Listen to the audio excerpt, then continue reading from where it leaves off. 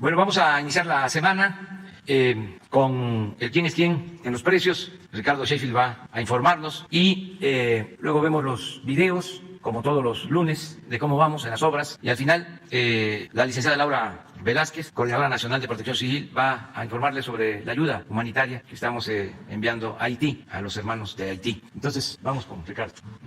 Buenos días, señor presidente. Buenos días a todas y a todos ustedes. ¿Quiénes quieren el precio de los combustibles? Vamos a ver primeramente las gasolinas y el diésel. Aquí podemos ver el comportamiento primeramente de los precios promedio. 20 pesos 57 centavos por litro para la gasolina regular, 22 pesos 39 centavos por litro para la premium y 21 pesos con 73 centavos para el diésel. Y vemos el comportamiento que ha tenido tanto estos tres combustibles como el petróleo, que están íntimamente vinculados en sus precios. Tenemos ahora las tres marcas más caras en promedio la semana pasada: Redco, Chevron y Oxogas. Oxogas había estado a media tabla, ahora se nos fue a los primeros tres lugares de las más caras en el país. Y las más económicas, G500, Rendichicas y Orsan. Muy bien por Rendichicas, que vuelve a aparecer en las más económicas del país. Para la gasolina regular, el precio más alto con el margen más alto lo encontramos en Móvil de Río Grande, Zacatecas, con un precio al público de 22 pesos 23 centavos por litro, mientras que la más económica de Octans Service Station de Mérida, Yucatán, 19 pesos con 49 centavos por litro. Para la gasolina premium, la más cara con el margen más alto, Móvil en Charcas, San Luis Potosí,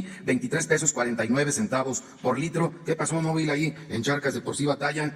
Y la más económica la tiene Pemex en Tuxtla Gutiérrez, Chiapas, 21 pesos 44 centavos por litro. Para el diésel, la más cara con el margen más alto, Combustibles BP en Cotaxla, Veracruz, 22 pesos 95 centavos, mientras que la más económica, 20 pesos con 54 centavos en Ciudad Madero, Tamaulipas. En los temas de verificación a gasolineras, a través de las denuncias presentadas en la app de litro por litro, tanto en Android como en iOS, 175 denuncias presentadas y atendidas la semana pasada a través de 169 visitas o verificaciones. 4 gasolineras no se dejaron verificar. Fue Combustibles JJM en Alaquines, San Luis Potosí, también en Allende, Coahuila, otra más en Sabinas, Coahuila, y en Chalchihuite, Zacatecas, Juan Manuel Durón González. ¿Qué pasó, señor Lon? Ya permítanos hacer las verificaciones, porque cuando no las permiten, algo están escondiendo, muy probablemente algún tipo de aditamento como los rastrillos. Estaremos visitándolo, señor Durón, muy pronto con la Guardia Nacional. En los precios promedio, ya sin tomar en cuenta el margen de utilidad,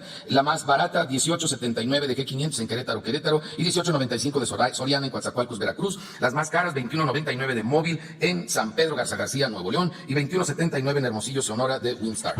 Mientras que para la premium, la más barata, 20.69 de Soriana en Veracruz, y 21 pesos por litro de franquicia Pemex en Ciudad Madero, Tamaulipas. Las más caras, 23.50 también de franquicia Pemex, pero en Iguala de la Independencia, Guerrero, y 23.49 de Móvil en Charcas, San Luis Potosí. Las más baratas para el diésel, 19.79 de G500 en Querétaro. Hay buenos precios en Querétaro esta semana. 20.19 de franquicia Pemex en Matamoros, Coahuila. Las más caras, 23 pesos 11 centavos por litro de Móvil en Aguascalientes, y 27 pesos 97 centavos de Full Gas en Campeche. Seguimos también monitoreando el tema de los servicios sanitarios. ¿Quién es quién en el gas LP? El precio promedio es de 12 pesos 30 centavos para tanques estacionarios por litro y 22 pesos 89 centavos por kilo para cilindros de gas. Podemos ver la gráfica del comportamiento tanto para cilindros como para tanques estacionarios del gas LP, y ahí nos damos cuenta que por segunda semana se ve la efectividad que ha tenido esta medida de precios máximos, ya una segunda semana en que se han respetado en la mayoría de los lugares de todo el país el precio máximo.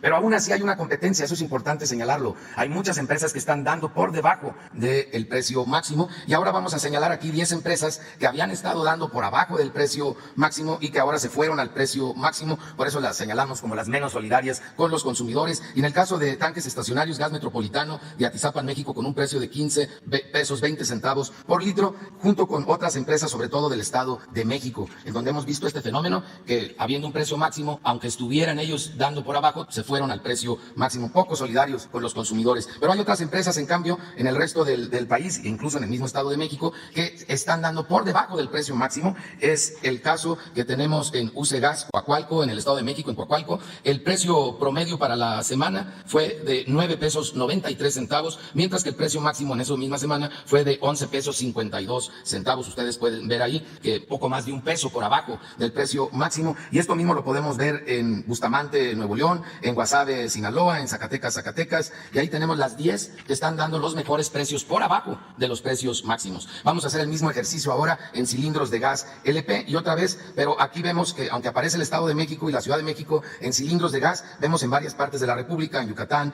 en Puebla, que se fueron al precio máximo. Sin embargo, varias empresas siguen siendo solidarias con los consumidores y están dando por debajo del precio máximo, y ahí tenemos el ejemplo de Rivera Gas en Guasave, Sinaloa, que tiene un precio al público de 21 pesos con 9 centavos por kilo, mientras que el precio máximo es de 25 pesos con 65 centavos por kilo.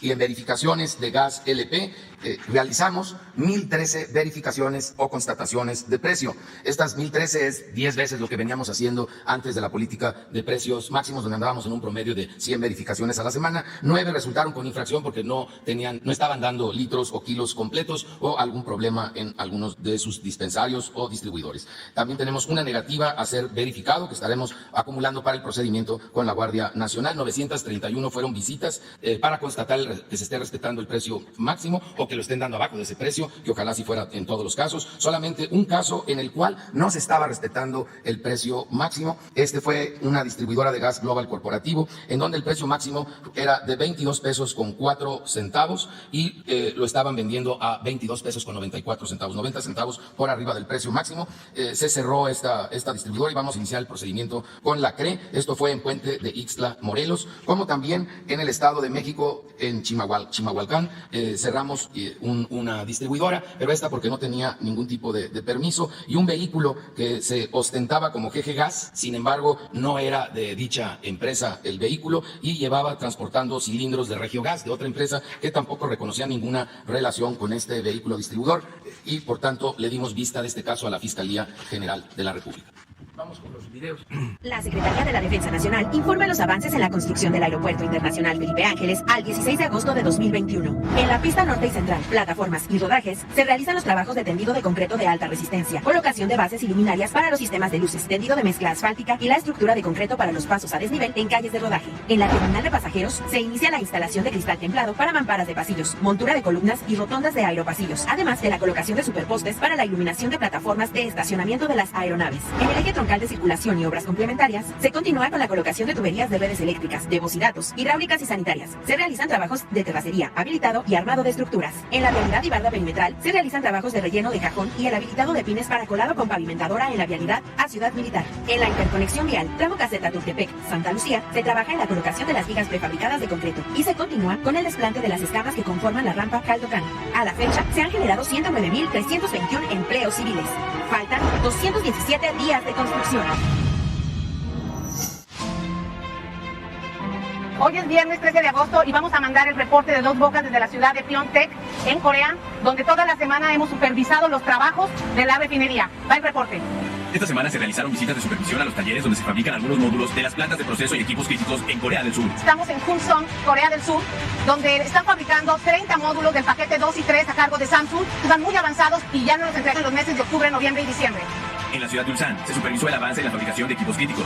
Estamos en la ciudad de Ulsan, en Corea, en la empresa Hyundai, que nos está fabricando el reactor del regenerador de la planta catalítica. Es el equipo más pesado en su conjunto, cerca de 3.000 toneladas. Ya está casi listo y nos lo envían en diciembre. También se visitaron talleres ubicados en las ciudades de Seúl, Gyeonggi y Pyeongtaek, donde el equipo integrado por la CNED, IMP y Pemex verificaron el avance de los procesos de construcción y revisaron los diseños y los materiales que marca la ingeniería de detalle. Con respecto a los trabajos en sitio en Dos Bocas, avanza la construcción de subestaciones eléctricas en las plantas procesadoras de los paquetes 1, 2, 3 y 4 en su etapa de cimentación superficial, y continúa el montaje de estructuras metálicas y charolas en los racks de tuberías de la planta cotizadora. En el área de edificios, se trabaja en tuberías y muros de mampostería en el acceso peatonal, así como en la fachada de los edificios administrativos. El cuarto de control continúa en su etapa final de obras civil en trabajos exteriores. En el área de almacenamiento, a la fecha se tienen instalados 6 domos geodésicos de aluminio y 13 metálicos, y continúa la fase de soldadura de hemisferios y gajos de Ecuador en los tanques esféricos. En los sistemas de integración se llevó a cabo la aplicación de soldadura en tubería de acueducto en la pera de lanzamiento número 1, y en el gasoducto continúa el avance en la instalación de tubería en los tramos que integran su trayecto. Continúa el cultivo de plantas de ornato en el vivero. Tren Maya, reporte de avances, semana 41 de 157. En los tramos 1, 2, 3 y 4, avanzamos en los siguientes trabajos de terracería: actividades de drenaje longitudinales, elaboración de plantillas, habilitado de acero y colocación de concreto para obras de drenaje transversal, armados de caballetes para pasos vehiculares. Tras realizar los trabajos preliminares de terracería y pavimentos, que van desde el desmonte hasta la formación de subyacente, colocamos la carpeta asfáltica, que es la última etapa antes de empezar los procesos de obra complementaria y señalamiento. Asimismo, avanzamos con la construcción del muro de contención para pasos ganaderos en la autopista, que resolverá la necesidad de conexión ganadera entre poblaciones o ejidos. En el Tren Maya, estamos en continuo diálogo con las comunidades. Por eso, la ubicación y dimensión de los pasos ganaderos responden a las solicitudes de los ejidatarios.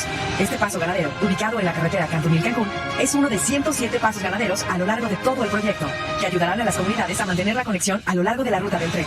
Por otro lado, avanzamos en el colocado de postes para barrera metálica de 3 crestas, que tendrá amortiguadores en los extremos, como parte de los dispositivos para la protección de los usuarios de la autopista. Al día de hoy, el proyecto del Tren Maya ha generado 77.637 empleos en el sureste de México. El Tren Maya avanza. Construcción del tren interurbano México-Toluca, reporte semana. Tramo 1, 36 kilómetros. Avance a la fecha, 100%.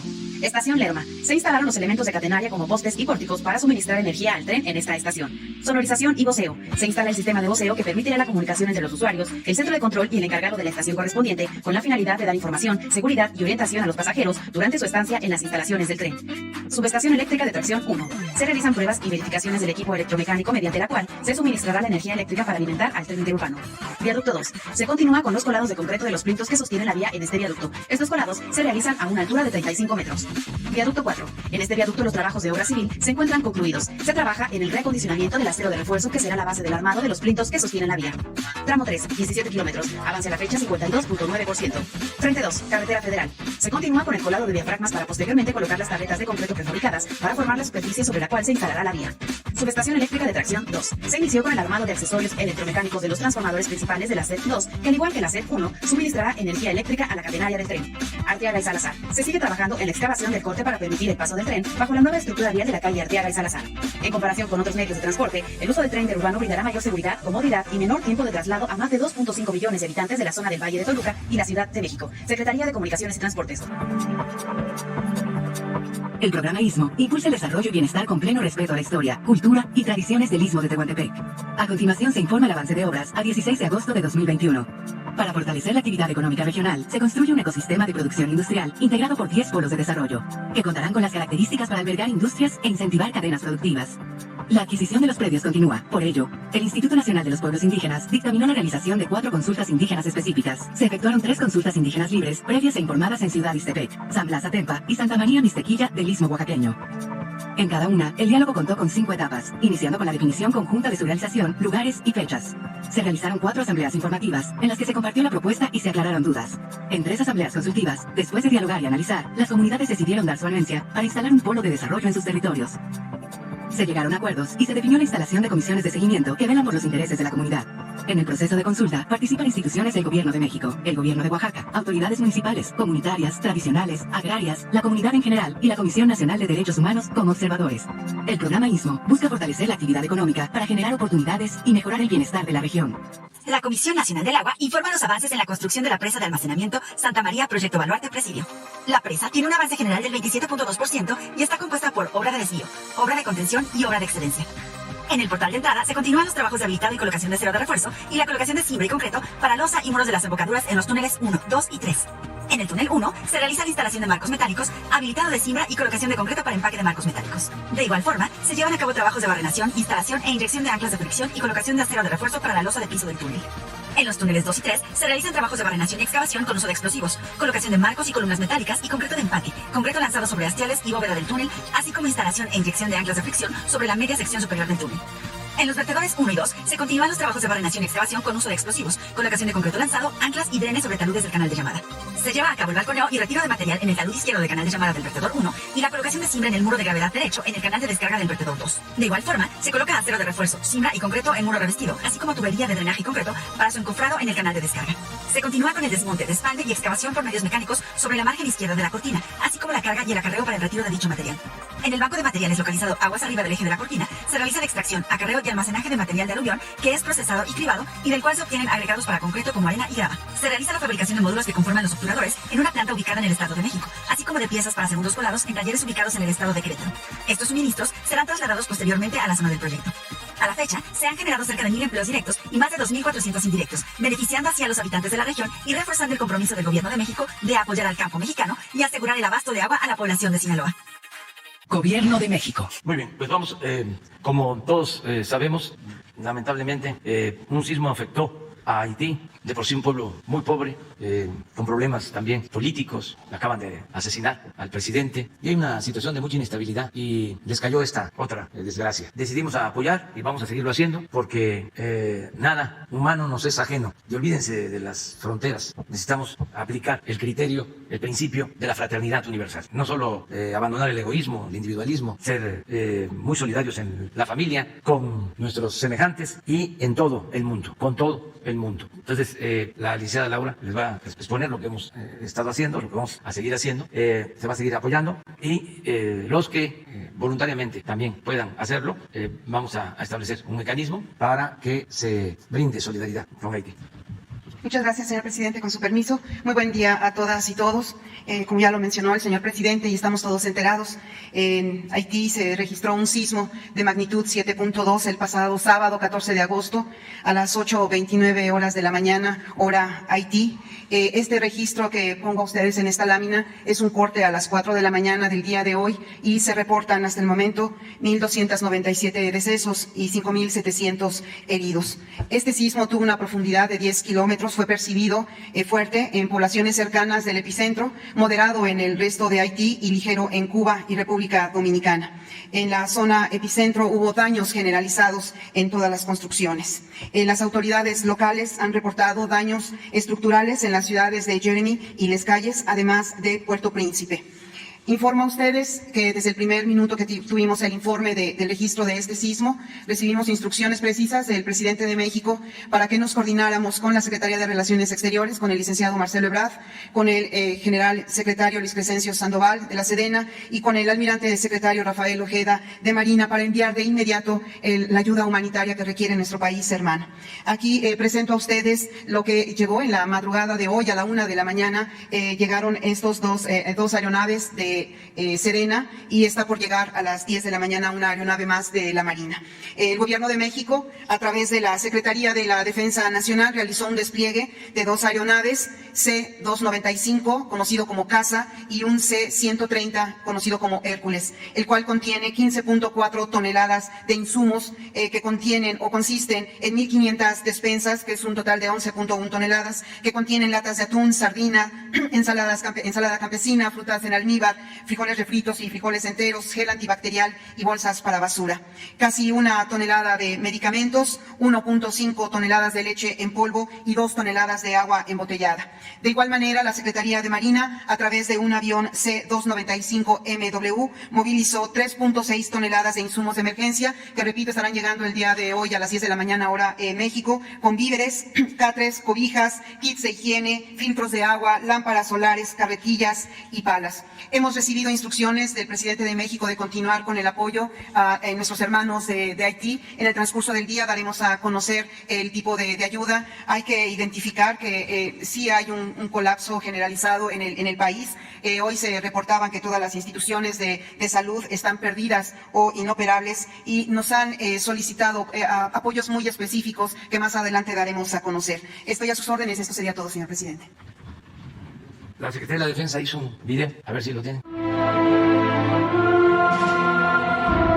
Una vez más la solidaridad de México se ve reflejada no solo en su territorio. Después del sismo que afectó a la población de Haití, el día de ayer, 15 de agosto de 2021, se integró una delegación de ayuda humanitaria, con personal del Ejército Mexicano, de la Secretaría de Relaciones Exteriores y de la Coordinación Nacional de Protección Civil, misma que a bordo de 2 aeronaves pertenecientes a la Fuerza Aérea Mexicana, despegaron del Aeropuerto Internacional de la Ciudad de México con destino a la Base Aérea Militar número 4 en Cozumel, Quintana Roo, para llevar a cabo trámites migratorios, recarga de combustible y posteriormente trasladarse con rumbo a la ciudad de Puerto Príncipe, capital de la República de Haití. En citadas aeronaves se transportaron 15.400 kilogramos de ayuda humanitaria, conteniendo medicamentos y víveres, con lo que se refleja la solidaridad de nuestro país con un pueblo hermano de América Latina que atraviesa por un momento apremiante.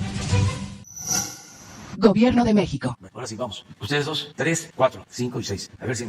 Y luego 2 mujeres porque se cargó mucho. Buenos días, presidente. Buenos días. Shayla Rosagel, corresponsal del Grupo Gil, el Imparcial de Sonora, La Crónica de Mexicali y Frontera de Tijuana. Presidente, en Baja California se aprobó por parte de la legislatura pasada pasar las comisiones de agua a los ayuntamientos a petición del gobernador Jaime Bonilla.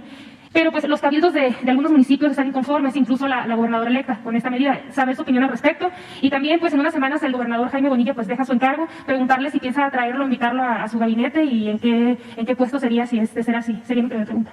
Bueno, sobre lo primero, pues se va a arreglar allá. Corresponde a las autoridades locales. En cuanto al gobierno de Jaime Bonilla, lo considero un buen gobierno, hizo un buen trabajo. Él es senador, va a decidir si regresa al Senado o no. Y yo voy a estar por allá antes de que se termine su mandato y quiero allá hablar con él y sobre todo volver a recorrer los municipios de Baja California, hablar con la gobernadora electa, que estoy seguro va a darle continuidad a todo el trabajo que se ha hecho en Baja California, y es una mujer pues con principios, con ideales, una mujer honesta, ya fue presidenta municipal de Mexicali, por eso la eligieron y estamos muy contentos con las autoridades de Baja California. Ahora que hable con él, ahora que vaya, ¿piensa invitarlo a su gabinete, a Jaime Bonilla? O... Vamos viendo, no puedo decir nada, solo comentar que hizo un buen gobierno en Baja California.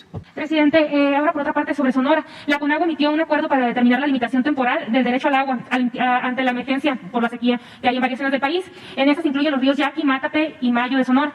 Preguntarle si tiene un diagnóstico sobre el impacto de la sequía en el país y cómo, de qué forma se va a enfrentar la situación que tienen los productores por allá. Eso sería por parte de la sequía y de estos ríos. Y también el 6 de agosto se cumplieron 7 años del derrame en el río Sonora. La ONU llamó al gobierno federal a que se tomen medidas para la reparación integral del daño. La población, presidente, asegura que siguen con el agua contaminada en el río Sonora y que todavía no se ha reparado el daño. A 2 años y medio de su gobierno, presidente, ¿cuándo se verán los resultados en la atención de la demanda de los pobladores de los municipios afectados por el derrame, pues que es considerado la tragedia minera de la historia de la minería en México más grande? No había sucedido un derrame así pues en toda la historia. Entonces, ¿qué puede comentarnos? Sí, pues hicimos un compromiso en Cananea de llevar a cabo un plan integral que incluye resolver problemas laborales, buscar la unidad entre los sindicatos, pedir el apoyo a la empresa para resolver problemas de contaminación, de falta de servicios, también el atender demandas médicas, sobre todo de la gente mayor, un programa integral. Y está a cargo la coordinación de la Secretaría del Trabajo y se ha ido avanzando. Esto que planteas es parte de ese plan integral, la contaminación del río Sonora por este derrame y hacer justicia. Se está trabajando, me gustaría que se informara cómo vamos. Yo con toda mi alma quisiera, ¿no?, que se avanzara lo más pronto posible con todo lo que heredamos y con lo que también nosotros tenemos que hacer, lo que se ha iniciado en este gobierno. Por eso estoy constantemente empujando el elefante, porque hay que estar motivando a los servidores públicos, ¿no?, para que nos apliquemos a fondo, que trabajemos 16 horas diarias, que no nos distraigamos con la politiquería, que tengamos como único propósito, objetivo, atender al pueblo, cumplir con nuestra responsabilidad, y eso es lo que se hace. Pero ahí vamos, avanzando. En algunos casos más, en otros se nos van quedando rezagos, pero en este asunto vamos avanzando. No sé, me preguntabas sobre otra cosa. Sobre la sequía, presidente. Se está atendiendo, aunque hay buenas noticias, porque pues está lloviendo. Y llovió incluso más de lo que se tenía previsto. Tenemos problemas de inundación o de pérdidas de cosechas en el norte de Tamaulipas por exceso de lluvias. Y en el reporte que tenemos, a ver si lo pones, de favor, de hoy, miren lo que se está pronosticando. Sí, esta fue la información primera que entregué hoy en la mañana al señor presidente, de que está lloviendo en todo el territorio nacional. Estamos vigilantes, pero también pues muy afortunados porque está haciendo de esta manera. La lluvia siempre será buena mientras nosotros hagamos nuestro trabajo preventivo, que es lo que en realidad a lo que nos abocamos todos los días. Como pueden ver aquí, las lluvias están para el día de hoy, se consideran que van a ser muy fuertes en los estados de Guerrero, Oaxaca y Chiapas, pero también va a haber fuertes lluvias en Chihuahua, Durango, Sinaloa y Nayarit. Vamos a tener lluvias en todo el territorio, repito, en lo que va de esta semana, y vamos a estar muy al pendiente de este huracán Linda, que afortunadamente está muy alejado de las costas de nuestra República Mexicana, no representa mayor riesgo, solo traerá fuertes vientos y bueno, en espera de todas estas tormentas tropicales que están por llegar en esta semana y en la que sigue. Eso se dice.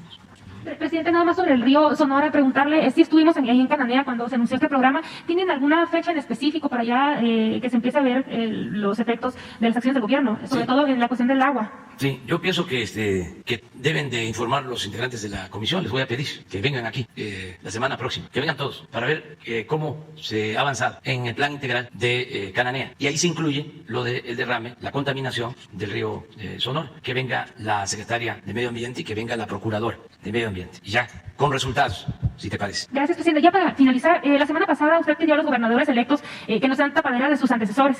La mayoría de los que van a entrar en funciones son gobernadores de Morena. Entonces, ¿usted les pediría a ellos que investiguen, auditen a sus antecesores, sean del partido que sean, pues para que no les afecte si dejan alguna irregularidad, sí, presidente? Sí, yo lo recomendaría eso, que se hagan auditorías, claro, es decisión de cada quien, y que se deslinden responsabilidades, sin afán de venganzas, sino nada más para que la ciudadanía esté informada de cómo entregan, cómo está la situación de la deuda, no solo la deuda formal contratada con bancos, sino la deuda a proveedores, los sueldos, el pago a los trabajadores, todo, un informe completo. Y si hay irregularidades, a la Fiscalía, y ya es la autoridad competente la que va a resolver, no ellos, pero queda constancia de que en su momento presentaron denuncias, porque si no es lo mismo, los que están terminando recibieron posiblemente irregularidades, hubo desfalco, no dijeron nada, lo asumieron, y parte de la crisis actual, pues es lo que se viene arrastrando de tiempo atrás. De modo que sí es necesario el que se hagan los avalúos, los cortes, las evaluaciones, sí lo considero, pero es también una recomendación, porque nosotros no tenemos autoridad. Los municipios, los estados son libres, son soberanos, tienen autonomía. Para eso son los congresos locales, los tribunales superiores de justicia. Somos una república federal, no centralista. Entonces eso corresponde a las autoridades locales. Es solo una opinión, porque sí se debe de cuidar.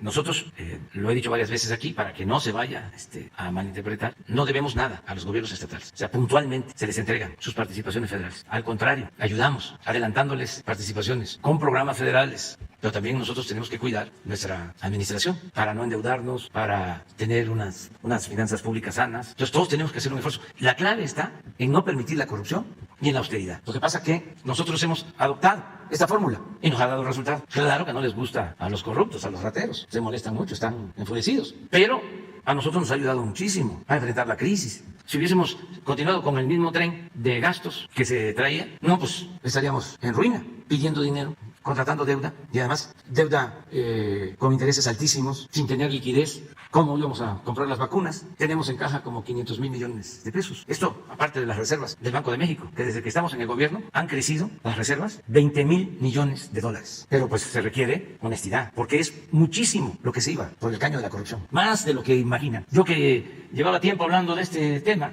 escribiendo de que el principal problema de México era la corrupción, que nada había dañado más a México que la deshonestidad de los gobernantes. Cuando llegué y empecé a enterarme, y hasta ahora, no, pues, aunque sabía que había corrupción, me quedé corto. Fue superior a lo que yo imaginaba, lo que hicieron, lo que prevalecía, en todo lo que se revise. Entonces, si eso no se hace en los estados, si se sigue con lo mismo, dando los contratos a los amigos, a los familiares, porque ayudaron en la campaña, porque entregaron moches, porque son del partido en el gobierno. No, pues así no se sale adelante. No va a alcanzar el dinero, no alcanza.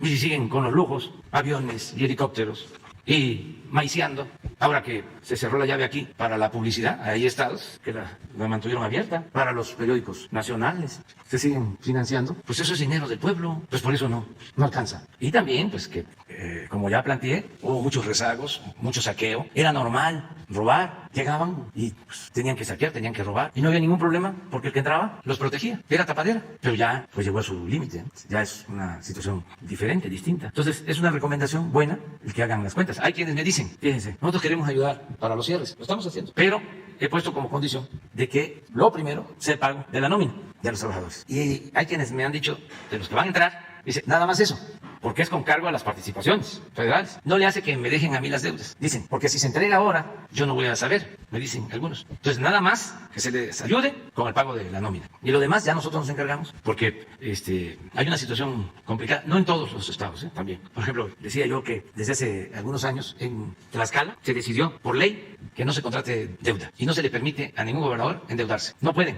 endeudar al Estado. Querétaro está terminando también, no sé si con deuda cero, pero con muy poca deuda. Está también por terminar. Entonces son de los estados pues mejores. Deben haber otros en esa situación. Y también hubo una reforma que se hizo en donde no podían heredar deudas de corto plazo. Entonces, por eso también hay crisis, porque como existe esa ley, que querían incluso que nosotros la modificáramos y dije que no. Entonces, agarraron participaciones para pagar esos créditos de corto plazo y se quedaron sin recursos para pagar la nómina, en algunos casos. ¿Por qué se creó esta legislación de que no tenían que entregar deudas de corto plazo? Porque se pensó en corregir esta situación. Entonces, nosotros decidimos no modificar esta legislación, mantenerla así, porque al final de cuentas, pues, los que salen perjudicados pues son los pueblos. Son arreglos que se llevan a cabo arriba. Los de Hacienda, siendo autocríticos, sí estaban de acuerdo en la modificación. Nada más que cuando me lo plantearon dije, lo que diga mi dedito. Pero es parte de lo que se tiene que estar, aunque moleste, ventilando, para que no se repita, porque yo estoy convencido, absolutamente convencido, que si no se destierra la corrupción, no hay salida. Ese es el principal problema. Si se acaba con la corrupción, vamos a salir. Y ahí están los ejemplos. Está Dinamarca, Suecia, Noruega. Dinamarca, no hay pobreza, no hay inseguridad, pero no hay corrupción. De veras, no hay corrupción. Una vez hablaba yo con una danesa y le explicaba, y no entendía, porque no está en su experiencia el que se hagan negocios al amparo del poder público, ni empresarios, ni funcionarios, los funcionarios, ministros en Dinamarca, en bicicleta. ¿Y aquí cómo era? Pues caravanas de carros blindados, aviones privados, oficinas lujosísimas, helicópteros hasta para ir a jugar golf. Pues así no. ¿Cómo va a salir el país? Adelante. Que no se nos olvide eso. Entonces la fórmula es cero corrupción, cero impunidad y cero lujos en el gobierno, austeridad republicana. Y así salimos, y vamos saliendo de la crisis y se va a lograr el renacimiento del país, a pesar de la pandemia. Vamos a salir. Muy bien. Buenos días, presidente. Hans Salazar, de Noticiero en Redes. Buenos días, procurador, coordinador nacional. Preguntarle a propósito de la impunidad, presidente, hay un caso a nivel nacional que cada vez ha crecido más por el tema de que han ido saliendo videos respecto a una acusación de tortura y de violación contra un joven veracruzano llamado José Eduardo Ravelo. Esto lo expongo precisamente porque el juez, un juez dictó auto de no vinculación a proceso contra 4 policías. Y lo digo por eso el tema de los videos, porque han salido evidencias respecto a que la Policía Municipal de Mérida, Yucatán, donde pues el gobernador Mauricio Vila y el alcalde Renán Barrera, bueno, pues han expresado, principalmente el gobernador, que sí se hará investigación. El alcalde ha dicho que, bueno, pues él no ve algún tipo de violación o a los derechos o homicidio cometido por parte de los policías. Este tipo de cosas, pues no, desafortunadamente en nuestro país han ocurrido, por ejemplo, en Tulum hace unos meses. Me refiero a la brutalidad policíaca. Y estos videos han empezado a revelar que efectivamente hay una brutalidad policíaca en torno a esto. Ya la mamá de este joven, pues que ya incluso en protesta llevó el féretro ante el Palacio Municipal, estatal, pero pues pide justicia. Preguntarle, presidente, ustedes lo han tratado en el Gabinete de Seguridad, ya que esto puede escalar mucho más y, por supuesto, esto es grave si se confirma este tipo de acusaciones. Sí, lo vamos a atender. La mamá del joven declaró de que me iba a buscar. Le mando a decir que no hace falta que venga, porque voy a dar instrucciones a la secretaria de Gobernación, la licenciada Olga Sánchez Cordero, para que atienda este asunto, que se vea la posibilidad de que el gobierno de la República, el Ejecutivo Federal, presente una denuncia ante la Comisión Nacional de Derechos Humanos, para que no se quede en el ámbito local este asunto y que se vaya al fondo y se castigue a los responsables, incluso a las autoridades que estén encubriendo este caso. Sí se demuestra, sí se comprueba que hubieron estas violaciones graves, ¿sí?, que llevaron hasta el homicidio, hasta el asesinato de este joven, así como lo estoy planteando. Entonces, es lo que puedo mandarle a decir a la señora, que voy a intervenir. Presidente, ante este punto concreto de las policías municipales del país, usted ha implementado, creado la Guardia Nacional, y las acciones son de todos conocidos, los cuarteles, toda esta implementación de una estructura completa. Pero en los municipios e incluso en algunos estados, la brutalidad policíaca sigue intacta. Preguntarle, ahí ahí respecto a mejor preparación, un cambio ahí estructural, se ha planteado, se ha trabajado, porque desafortunadamente me parece que ahí es donde este tipo de situaciones han permanecido, pues no es algo nuevo. Pero ¿usted ha planteado algo concreto en este tema con todo esto que estamos viendo? Sí, los gobiernos de los estados están trabajando en la formación de elementos, que la policía sea respetuosa de los derechos humanos. En varios estados los gobiernos están actuando de esta manera, pero falta más. Lo interesante, o sea, son dos cosas, ¿no?, más que interesantes, importantes. Primero, que se denuncie, que todos denunciemos, que no se tape nada, sea quien sea, trátese de lo que se trate. Y dos, que no haya impunidad.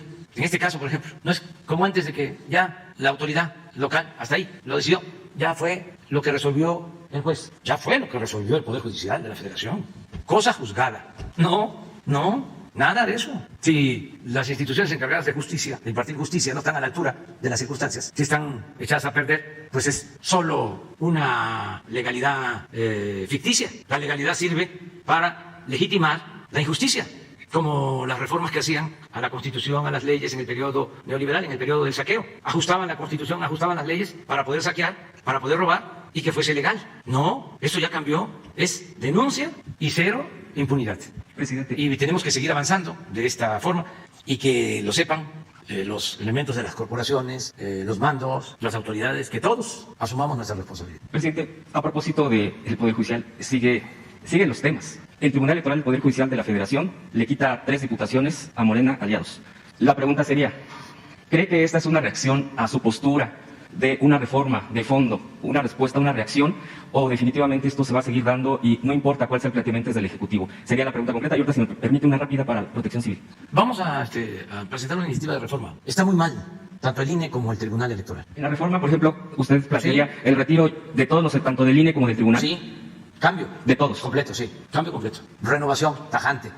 No se puede con lo mismo. No son demócratas. No respetan la voluntad del pueblo. No actúan con rectitud. No aplican al margen de la ley nada y por encima de la ley nadie. Entonces no pueden estar ahí. Tiene que haber un cambio. No es un asunto personal. Es que no han estado a la altura de las circunstancias. Y tenemos que dejar establecida una auténtica democracia en el país. Nosotros tenemos ese compromiso. Si luchamos durante años para hacer valer la democracia, ¿cómo es que llegamos y dejamos lo mismo? Aceptamos que el tribunal esté al servicio de la partidocracia, de los que lo pusieron, de los que nombraron a sus integrantes. ¿Cómo? Más con todo su comportamiento faccioso, manejando la ley a su antojo. Ni siquiera dependen del Poder Judicial. Eso es una pantalla. ¿Cómo es? ¿Tribunal Electoral del Poder Judicial de la Federación? Federación. No es el Poder Judicial. No es del Poder Judicial. Cuando se generó la polémica, quedó claro, a mí me explicaron, de que no tienen que ver los ministros, no tiene que ver el Poder Judicial. Es más, creo que ni siquiera el Consejo de la Judicatura. Los partidos crearon esto, Frankenstein, ¿sí?, a imagen y semejanza de sus intereses. Entonces, son completamente autónomos, independientes, pueden hacer lo que quieran, no dependen del Poder Judicial, en estricto sentido, en la formalidad sí. Entonces, hay que cambiar. Si los partidos no quieren, pues que la gente, aquí lo vamos a estar informando, sepa quiénes se oponen a la reforma. Ahora, por ejemplo, resulta que ya no quieren que se aplique la revocación del mandato. Los demócratas no querían la consulta y estaban diciendo de que en la revocación del mandato me iban a destituir. Pero ahora ya cambiaron. Dicen que para qué, que sería afectar la soberanía del pueblo porque me eligieron por 6 años y que los que me eligieron, en el caso de que se decidiera que yo me fuera, iban a ser afectados a sus derechos. No. Sí, porque el argumento es que usted está respaldado por 30 millones de votos. Sí. Y que ya no hace falta. Sí. No, pero si está en la Constitución y además es democracia participativa, ¿por qué se le tiene miedo al pueblo? ¿Por qué no se le pregunta al pueblo? ¿Quieres que continúe el presidente o que se vaya y que la gente decida? ¿Por qué no quieren, en el fondo? Porque, también, si la gente dice que yo me quede, entonces, malévolamente, estoy pensando en la reelección. Entonces voy a salir fortalecido y me voy a reelegir. ¿Qué no vieron una foto que publicó ayer López Dóriga, donde ya estoy así, chocheando? ¿Cómo voy a estar pensando en la reelección? Primero mis principios, mis ideales, no soy como ellos. Conservadurismo es autoritario, fascistoide. En todos lados, ¿no vieron ahora que se recordó la resistencia indígena por la toma de Tenochtitlán? Como unos ultraderechistas españoles, Vox, sí, que es el equivalente al PAN de aquí, al Yunque. Hasta Cuadri dijo que hacía falta un Vox en México. ¿Quién dijo? Cuadri. Claro, sí, son lo mismo. lo más retrógrada que puede haber. No me equivoco. Clasistas, racistas, hipócritas, corruptos, falsos. Pero bueno, andan con eso. Y pues sí, ya tengo edad, ya lo he dicho, de todos los presidentes de México, soy el de más edad, pero todavía tengo mucha fuerza para terminar. Además, me alimento, me nutro con el apoyo de la gente y además con lo que veo que se está haciendo en beneficio del pueblo. Eso es lo que me da mucha fortaleza. Entonces, desde luego, nada más quiero cerrar el ciclo, septiembre del 24, se acabó y me retiro por completo de la política. Me jubilo y no vuelvo a participar en nada, pero no solo en actos públicos, ni siquiera en declaraciones, ni en mensajes en las redes, nada. Si llego a finales de septiembre, si así lo permite la naturaleza, la ciencia, el pueblo, el creador, ya, pero por eso me estoy aplicando a fondo para que no quede inconclusa la obra de transformación. Ya sentamos las bases, pero ahora falta consolidar. Todo este tiempo es para eso, consolidar lo realizado y sobre todo seguir haciendo conciencia para el cambio de mentalidad. Es muy importante convencer, persuadir a los jóvenes, las nuevas generaciones, seguir formando, porque lo que va aquí a la cabeza y también al corazón, eso no desaparece. El cambio de mentalidad, el fortalecer los sentimientos humanos, eso es irreversible. Una obra la pueden echar para atrás, pueden privatizar el Banco del Bienestar, pueden privatizar hasta el Tren Maya con el tiempo, pues si privatizaron como 20.000 kilómetros de vías férreas y todos los ferrocarriles, el Tren Maya lo podrían privatizar. Pero lo que tenga que ver con la mentalidad del pueblo, no, esos son los verdaderos cambios.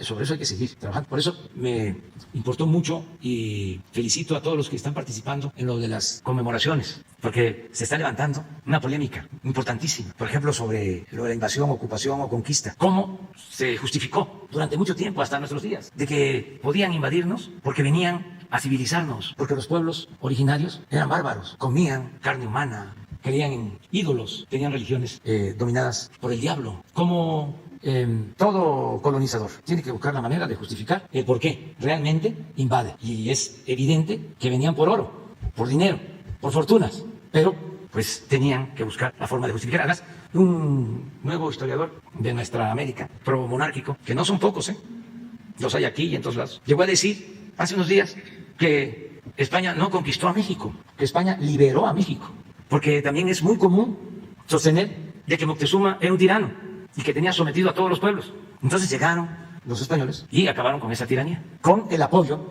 de los que estaban sometidos, oprimidos por el imperio, por Moctezuma. Sí, había un poder centralizado fuerte y tenían que pagar tributo, impuestos, en un tiempo.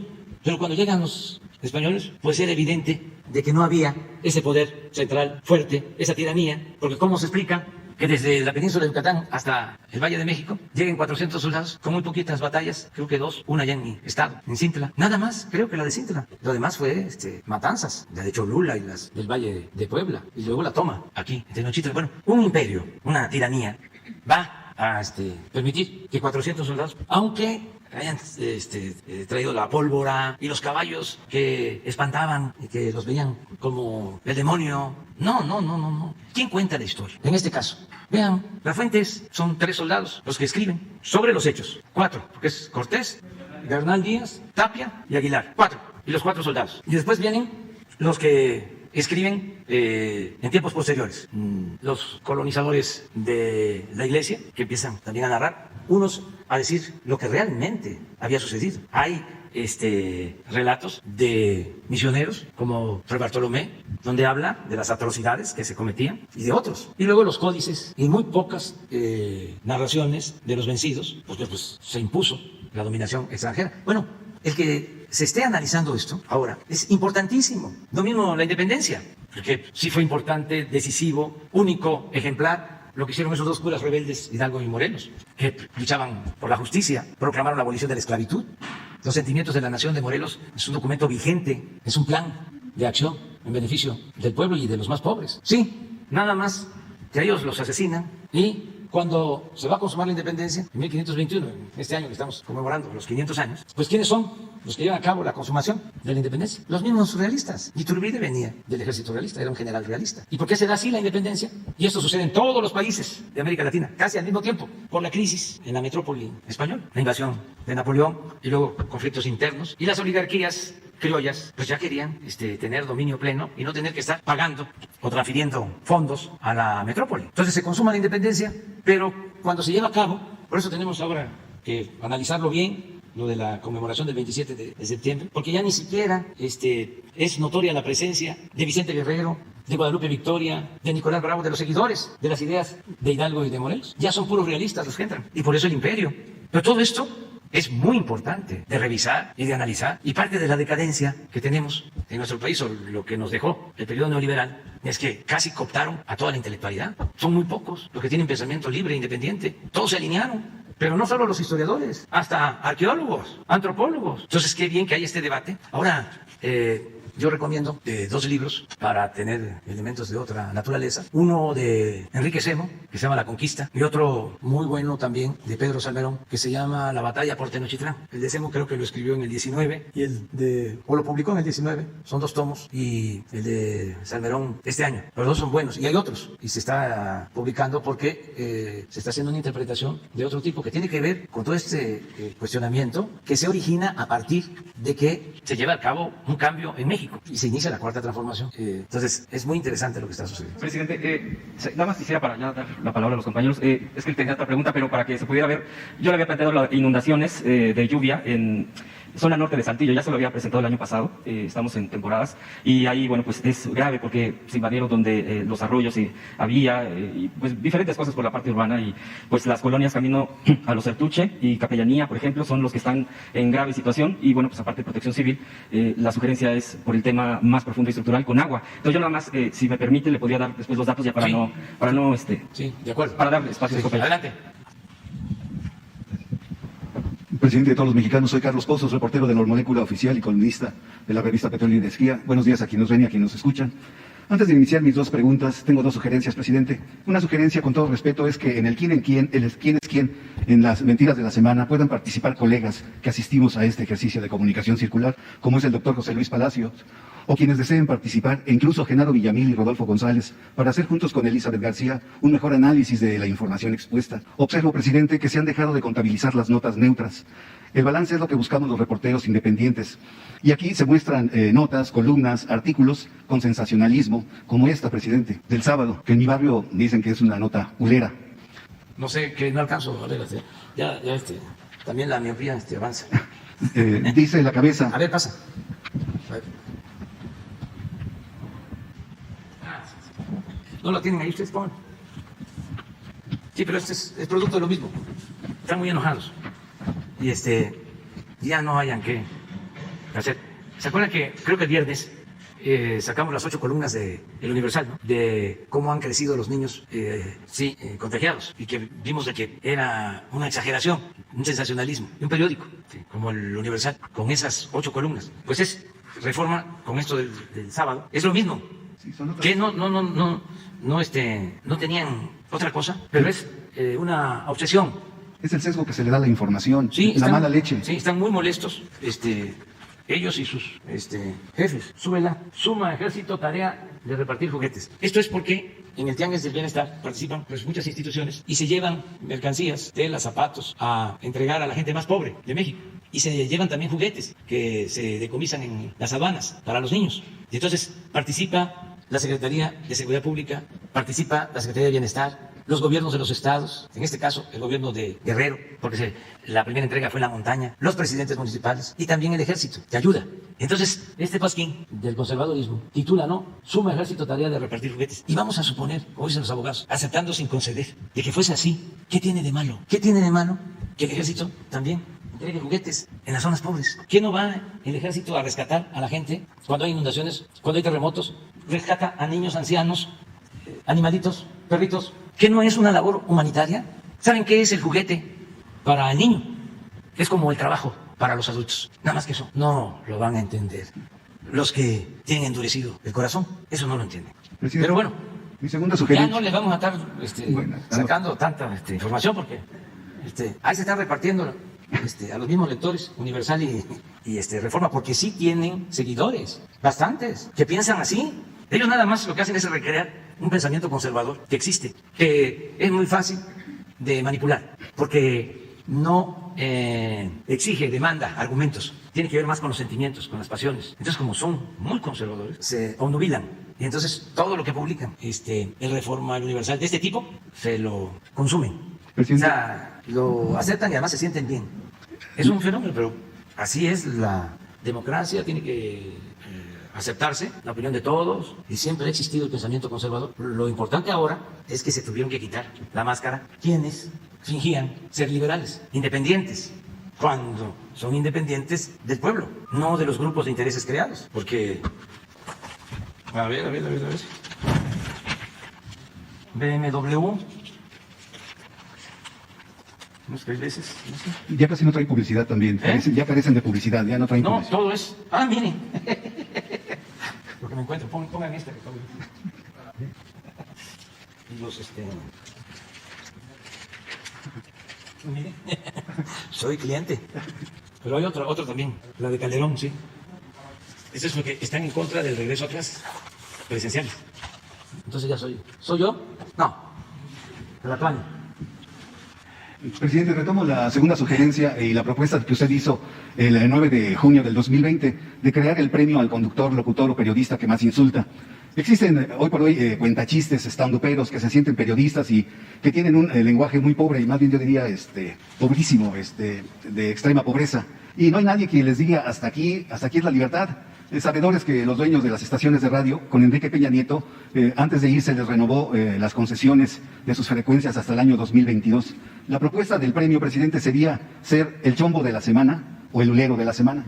No, ya, miren, esto no, con todo respeto, no hay que rebajarlo, vulgarizarlo. No, es interesante como fenómeno porque esto no había sucedido desde la revolución, desde el gobierno del presidente Madero, que los medios se lanzaran tan fuerte en contra del presidente, porque durante décadas los medios de información estaban sometidos o alquilados, vendidos al régimen. Entonces, ahora es distinto y se está dando todo este fenómeno, pero resulta que la gente ya piensa de otra forma, ya así impreso. Esto ya no debe de estarse vendiendo y el Universal tampoco. Y va a ser muy difícil que se mantengan como impresos, porque existen las redes sociales, los jóvenes ya se están informando de otros medios. La única posibilidad que tendrían de mantenerse, porque creo que hay periódicos en el mundo, creo que el New York Times ha mantenido su tiraje, también cambió a lo electrónico, pero tiene el mismo número de lectores e incluso ha crecido, porque ha cuidado, y eso que también es un periódico a veces carente de ética, pero la única posibilidad de que se mantengan estos medios es con apego a la verdad. La credibilidad depende de la verdad y esto no lo pueden hacer porque representan a un grupo de la sociedad, o sea, es un periodismo de élite y tienen que estar defendiendo a las élites y ofendiendo al pueblo. Entonces no creo yo que puedan resistir. No estoy deseando que desaparezcan, no se vaya a malinterpretar, sino estoy analizando el fenómeno, porque la gente ya, esto no, pues puede ser que en las Lomas, en la del Valle, ahí donde está el edificio de Reforma y por las características de esas colonias, pues ahí sí. Pero en Iztapalapa, en Gustavo Madero, en Tláhuac, en Milpalta, eso hablando de la ciudad, porque también no es nacional. Se dice periódico nacional, pero no es. No hay periódicos nacionales, ninguno. Básicamente son de la Ciudad de México. También como no hay radio nacional, hay algunas cadenas, ¿no?, que tienen emisoras, ¿cómo se llama? Sí, pero las más importantes son la cadena, la de Azcárraga, de radio, Fórmula, y la otra, Radio Centro, hay otra que tiene mucha presencia, MBS, tiene también varias estaciones, Radiorama. Esa tenía mucho en los pueblos, en las regiones de México, tenía varias estaciones, o sea que sí, pero de todas formas no alcanzan a cubrir todo. Los más presentes en la mayoría del país son las televisoras, las más, las que tienen más presencia, más cobertura. El periódico ya debe de tener. Cuando le pregunto uno a la gente, ¿cómo te enteras de las noticias? Todavía sigue estando en primer lugar la televisión, como con un 50%, más o menos, ¿no? 59%. Sí. Luego ya Internet.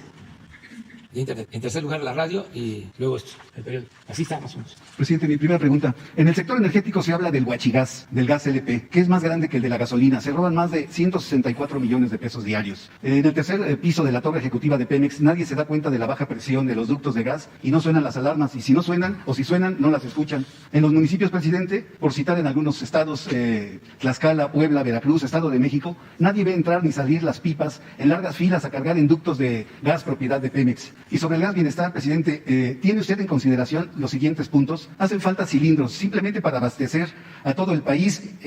Por ejemplo, en la Ciudad de México y Estado de México se requieren de 3 millones de cilindros de tanques. Son 12,000 rutas en la Ciudad de México y Estado de México, y todas ellas se rigen por usos y costumbres. Desde hace muchos años son muy defendidas y peleadas. En una investigación que hice, presidente, el pasado fin de semana, encontré centros de carburación de gas LP en donde se da el llamado picteleo, donde se llenan tanques desde 50, 70 y 100 pesos fuera de la norma y fuera de la ley. Para resolver esta problemática, pues muchas empresas dan menos producto, le insisto, se da el huachigás en los ductos, y también han secuestrado el mercado de ciertas colonias de todo el país. La pregunta es, usted ha dicho que no se va a requisar, pero por ser el tema de gas de seguridad nacional, todos aquellos malos empresarios que no colaboren con el precio justo, ¿el gobierno de la República podría tener en el cajón para recurrir a la nacionalización de la industria? Bueno, ya se está regularizando lo del precio, que era lo que más nos importaba. No estaba en lo justo, estaban abusando. Ahora que se tomaron estas medidas, lo de establecer el precio máximo, ya estamos viendo que en 2 semanas ha bajado el precio del gas. Se habló con los distribuidores, con los concesionarios, se tiene un diálogo permanente y se tiene también la vigilancia. Y va a entrar a operar Gas Bienestar. Entonces pensamos que de esta forma vamos a resolver el problema, básicamente. Bueno, mi segunda pregunta, presidente. El chapucero Ignacio Rodríguez informa que nunca el público lo leerá en Reforma o en el Universal y tampoco lo verá en Televisa o en TV Azteca. Con datos duros y cifras internacionales, México ha iniciado el milagro mexicano, o mejor dicho, un nuevo boom económico. Tiene su administración niveles de crecimiento económicos solo superados por China e India. Estamos superando a las potencias, incluso Estados Unidos, Rusia, Alemania, Francia y Estados Unidos. El FMI ya lo aceptó, hay un crecimiento en B. En el último reporte es de 7.3%, mientras que China solo alcanza el 9%, India el 10%, y por eso nosotros estamos en el top 3 mundial de crecimiento. Loret, Broso, Sarmiento, Joaquín, Ciro dijeron que usted no sabía nada de economía, que se había quedado estancado en los años 60, que quería estatizar todo y que usted era un comunista. La pregunta es, ¿se podrá exportar este modelo mexicano de crecimiento? Y si este modelo económico influirá en el próximo presupuesto 2022 que se enviará a la Cámara. Sí, mire, independientemente de lo ideológico, lo cierto es que está funcionando nuestro modelo. Hay recuperación económica, se están recuperando los empleos, no tenemos inflación desbordada, aun cuando se están liberando muchos fondos en Estados Unidos. Hay mucho circulante porque están estimulando mucho el consumo y eso tiene un efecto en nuestro país. De todas maneras, no se ha incrementado tanto la inflación y vamos a seguir cuidando que no aumente. En cuanto a el comportamiento del peso, pues se ha apreciado, no ha habido devaluación. Esto no sucedía desde hace 50 años. Hasta ahora estamos en el gobierno. No pasaba desde los años 70 del siglo pasado que no haya devaluación del peso. Y la gente, que es lo más importante, está recibiendo apoyos como nunca. Entonces sí funciona nuestro modelo. No se ha contratado deuda adicional. Y vuelvo a lo mismo. La clave está en no permitir la corrupción y los lujos. Y aunque no lo publiquen en el Reforma mañana, ni lo digan hoy en la radio o en la televisión, es sencillo y probable, demostrable. Cuando llegamos al gobierno, en el último año del gobierno del presidente Peña, la oficina de presidencia ejerció 3.600 millones de pesos. Este año, la oficina de presidencia está ejerciendo 600 millones, 3.000 millones menos. Y no se ha demeritado la oficina de presidencia, pero así en general.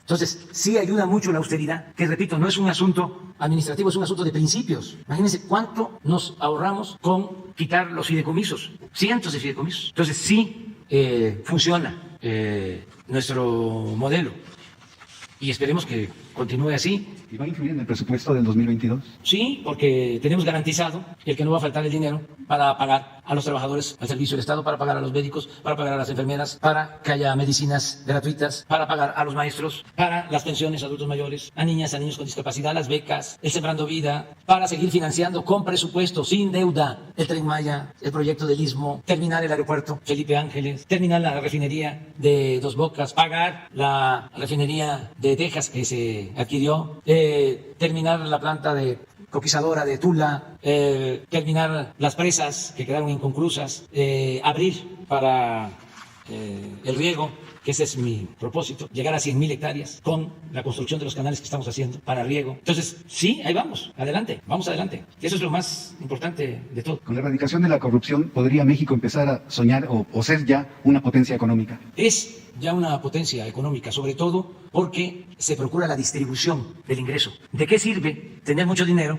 en pocas manos? Nosotros queremos crecimiento con bienestar, una mejor distribución de la riqueza, no que unos cuantos sean inmensamente ricos mientras millones se empobrecen. Eso ya no sucede en nuestro país. Antes, los potentados, piensen en una empresa grande, famosa, en un banco, pues en esa empresa, en ese banco que están pensando, ese banco, esa empresa, no pagaba impuestos, se les condonaban los impuestos. Y les devolvían el IVA. Pagaban impuestos los campesinos, los obreros, los profesionales, pequeños, medianos empresarios, pequeños, medianos comerciantes, pero los de mero arriba, los que dominaban y se sentían los dueños de México, no pagaban impuestos. Es increíble, el impuesto sobre la renta lo pagan más los trabajadores que los de mero arriba, porque hasta eso es falso, que nos han hecho creer ese pensamiento conservador, de que los que pagan impuestos son los de arriba y el pueblo no paga impuestos. Están en un error. Paga más impuestos la mayoría de los mexicanos que las minorías, y lo puedo probar. ¿Se acuerdan cuando uno que fue director de este periódico, después de la elección en la Ciudad de México, dividió el territorio de la ciudad y puso 2 leyendas? Aquí están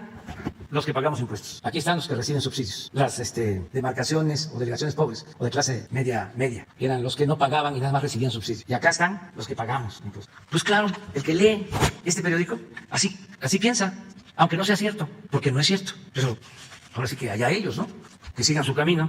Yo ya, no crean que dedico mucho tiempo a estarlos convenciendo, porque son muy cerrados. Nosotros lo que estamos haciendo ahora es buscando convencer, persuadir, educar a los de arriba, no educar al pueblo. El pueblo está despierto, muy consciente.